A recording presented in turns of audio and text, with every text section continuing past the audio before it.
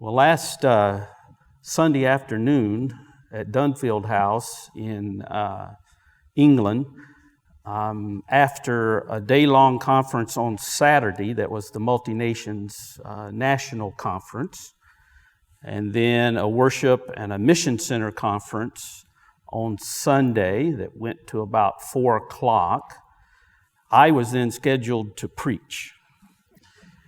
And I got up and I said, I'm in a real dilemma here. I said, I've actually prepared 2 sermons. And someone from the congregation shouted out, we want just one of them.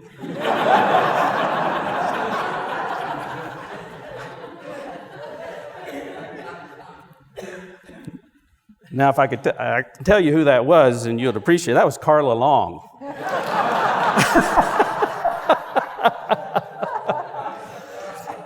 And she had to catch herself after I preached the one sermon. She was going to say, can we hear the other one? But as I'm looking out at you, your faces remind me of that congregation when I said I've prepared 2 sermons for today. It was kind of, what are we getting into? So I recognize that you're probably feeling some fatigue. You've been traveling. I know you've been working hard.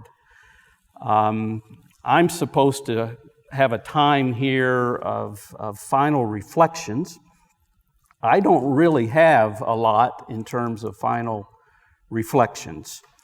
I can share with you that in terms of the material that we've been talking about, it wasn't just an exercise in playing with ideas and working through group process to try to define priesthood and ministry in the life of the church going forward. I have experienced and continue to experience affirmation of God's presence in the life of the church.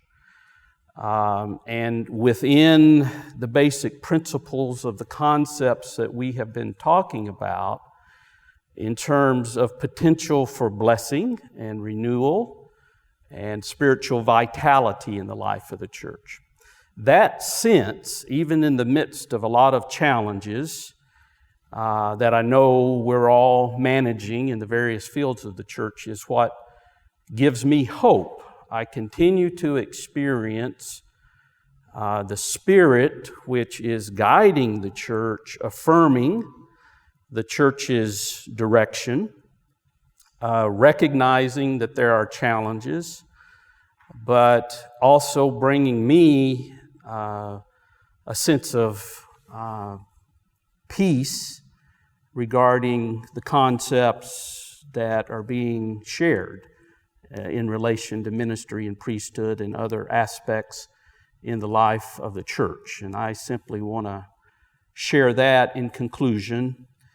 And also say, if after many years of serving in the priesthood, it's all centered in God's grace and generosity.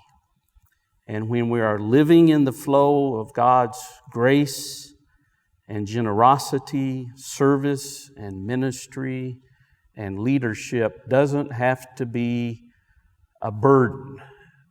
It can be a deeply meaningful experience that is a part of our own relationship with God. So I personally, from time to time, I pause and I remember what it was like to receive a sense of priesthood calling in my life and the energy and desire to respond and apply myself that I experienced at that time. And that's what I am desperately hoping can be recovered in the lives of many of the priesthood members in the life of the church, and for those who will be called in the future, that they will have that kind of experience. So I didn't take 30 minutes, but that's like I've got 2 sermons, but I'll just give one.